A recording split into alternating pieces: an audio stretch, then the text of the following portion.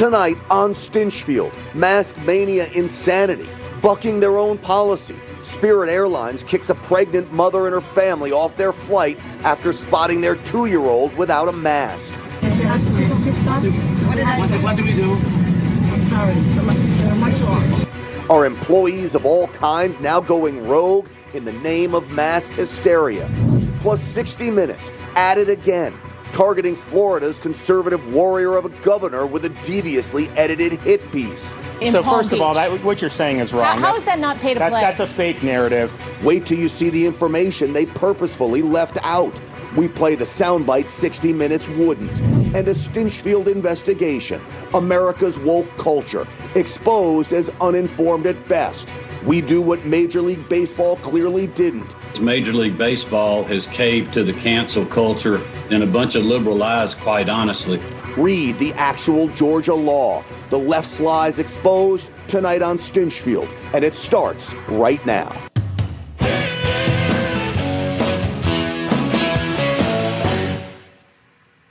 Well, good evening, everyone, and welcome to Stinchfield. So let's come out of the gate tonight and start naming companies right away. Companies that conservatives need to punish for their anti-American behavior. Major League Baseball, Coke, and Delta are the first three that come to mind, right? But sadly, there are so many others that have turned their backs on not only their shareholders, but their customers as well. Pulling baseball's all-star game from Atlanta, Georgia, will hurt the very community they are trying to virtual signal to. A majority black city that will now lose nearly $200 million in revenue because rich white CEOs are more concerned about showing the world how pretentious they are when it comes to solving the world's perceived and mostly phony social issues. That's called being woke, and it's all part of the culture war aimed at destroying American society by dividing us in a quest to make us all hate each other. Former NBA star Charles Barkley spelled it out. Politicians, whether they're Republicans or Democrats, are designed to make us not like each other so they can keep their grasp of money and power. They divide and conquer. Charles Barkley, if you're listening, I need you on the program. All right, more people need to hear that kind of straight talk. And folks, no longer should we sit back and just take it. No longer should we let the fake news media push fake news stories like nearly every one of its stories surrounding Georgia's new election integrity law. The media helped force the virtue signaling Major League Baseball, to pull out of the All-Star game in Georgia. The Republican Party cannot win without lying, cheating, or suppressing the vote, and they know it. Republicans tried to steal the last election through the courts. That didn't work. So now they're trying to steal the next election through voter suppression. The Republican Party, the Republicans are bullies, and they are bullying those who are disenfranchised. They're against everything that would help Americans, and Americans are catching on, and that's why they have to suppress the vote. Oh, none of that is true, and they all know it. Now, clearly, the MLB listened to those loons and never actually read the law. First, the media breathlessly reported that early votes would close at 5 p.m. each day. But the law simply spelled out the minimum amount of time polls had to be open, because the law clearly states poll hours can be extended from 7 a.m. to 7 p.m. at the, quote, registrar's discretion in each county, city, whatever it may be. But the media never told you any of that, did they? They got focused on that 5 p.m. There is still this ridiculous issue of water at the polls. Just listen to the propaganda spout off about the goal of white people to make black voters die of thirst before they ever get a chance to vote. This is nothing but punitive, designed to keep people from voting. You can't provide water for people about to vote. Give me a break. These are the kind of people who would pass a law to keep Jesus from getting a cup of water while he's dying on the cross. It also makes it so that outside groups can't provide water or food to people in line, right? At the end of the day, if you're passing a law that makes it a criminal offense to hand out water and food to people who have to wait in line, that is voter suppression.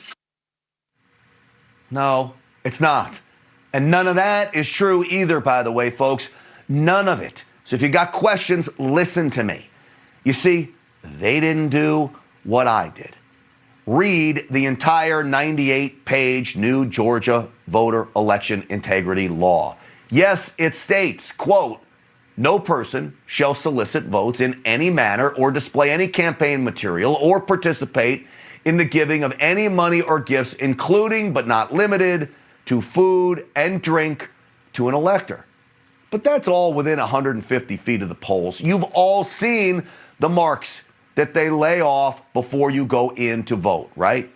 But have you ever heard one liberal fake news reporter read line 1888 of the law, where it specifically states it will not, quote, prohibit a poll officer from making available self-service water from an unattended receptacle to an elector waiting in line to vote? They just don't want you handing out cupcakes to get your vote. That's basically what's happening here. No one is going to die of thirst. You just can't bring the cupcakes, right?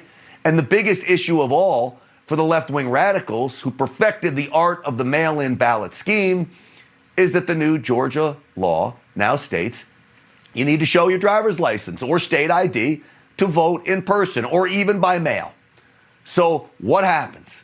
Woke white liberals patronize minorities by insisting so many of them don't have an ID. Well, our good friend Benny Johnson proved this idea to be a total farce. I don't think it's racist or prejudice against people that ask about ID. Cheese. I can't believe it. And a Whopper. Georgia. I heard that no one in Georgia has an ID. It's not racist to ask somebody to validate who they are, no matter what race you are. I mean, like, it doesn't matter. Is asking for validation of who you are a racist thing? It's not racist. It's not racist.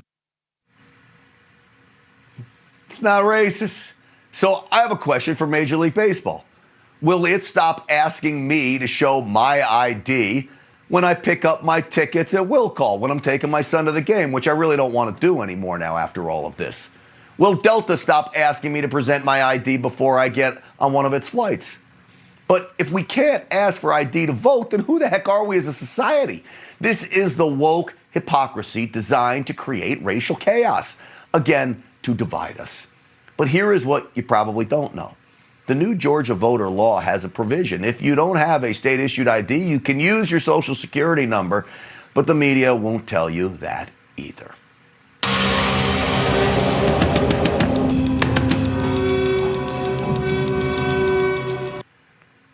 So, eerie music and all, the question becomes, who's really behind the MLB's decision to snub Georgia of the All-Star game?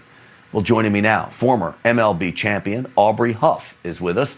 Also here, chairman of the Georgia Republican Party, David Schaefer.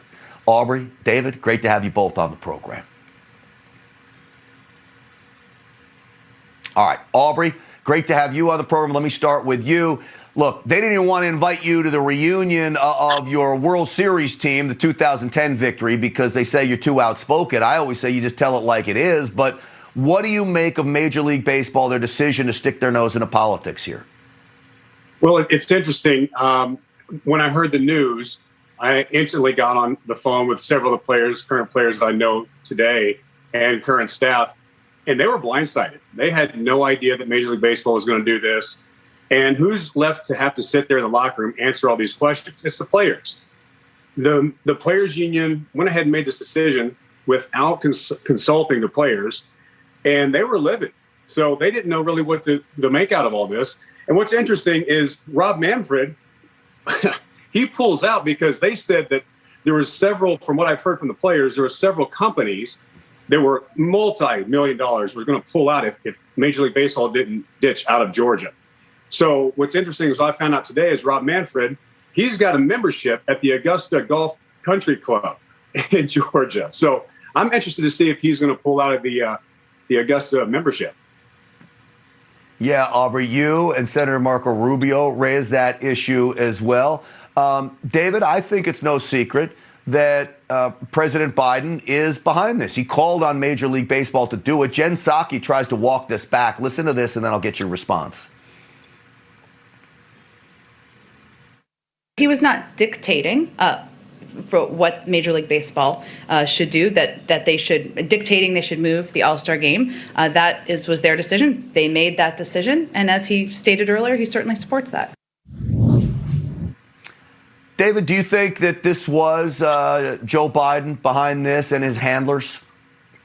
There's no question about it. The Major League Baseball caved to President Biden and to the woke groups that are behind him. There's absolutely nothing, as you pointed out in your intro, there's absolutely nothing racist about a Major League Baseball team requiring people to show a ticket to get into a game, and there's nothing racist about showing identification to vote. In fact, I'd argue that the consequences of people improperly voting are greater than the consequences of people getting into a baseball game without paying. David, what was your reaction when you started hearing all the news reports that were flat out false on this topic? The 5 p.m. voting deal here where we know they can be extended to 7 p.m., the water, and it spun out of control. What was your response and the GOP and Georgia's response to this? It was obvious that the people who were criticizing the bill either had not read the bill itself or were lying. There's no other possible explanation for the criticisms, because they're not grounded in fact. Yeah. Let me ask you, you talked about... I was going to say Major League Baseball is headquartered in New York, which has more stringent voter laws than the Georgia law that just passed. Yes, it does, and many, many states do as well. Aubrey, you were talking about the players. I'm curious, some sports obviously are more liberal than other. Are these players, or most Major League Baseball players, involved in politics like this and support this kind of stuff? It's interesting you ask. I get that all the time from fans on my social media. When I played, I was intentional on not really letting out my values. I'm a conservative guy from Texas, and I would say, throughout my 13-year big league career, I would say 80% of the guys that I've played with are conservative in nature. I wouldn't say that's necessarily true for the NBA or NFL, but baseball by and large is very conservative based. And what's happening right now, I know for a fact that there are hundreds of Major League Baseball players right now that are absolutely disgusted with what's going on in the world right now, what's going on in our country, the woke narrative. A lot of these guys are feeling pressure to have to, whether it was kneeling last year or the whole Black Lives Matter whole anthem that they were trying to push down everybody's throat. These guys are making millions of dollars. And one thing they told me, they said it wasn't so much the money that they were worried about. They were willing to stand up for what they believe in, but they were worried about their safety, their families. And that's what's scary. So these guys are put into a really tough position. Well, that on the face of it tells you where we are in American society today, that you have to be concerned about your safety for simply speaking up about what you believe in. Aubrey Huff, thank you for coming on today. David Schaefer, thank you as well. Georgia is doing the right thing. More states need to be picking up where Georgia has been and what Georgia is doing. This is the only way we preserve election integrity in this country. Guys, thank you so much. Florida's Governor Ron DeSantis, the victim of a malicious hit piece courtesy of CBS. The criticism is that it's pay to play, It's Governor. wrong. It's wrong. It's a fake narrative. I just disabused you of the narrative, and you don't care about the facts. Well, who needs facts, Governor DeSantis? The final edited piece was a total smear job. We will show you the unedited exchange that 60 Minutes is afraid to show. And while we're on the subject, the leftist media is doing everything it can to ensure we see a repeat of last summer's looting and fires. The proof is coming up on Stinchfield.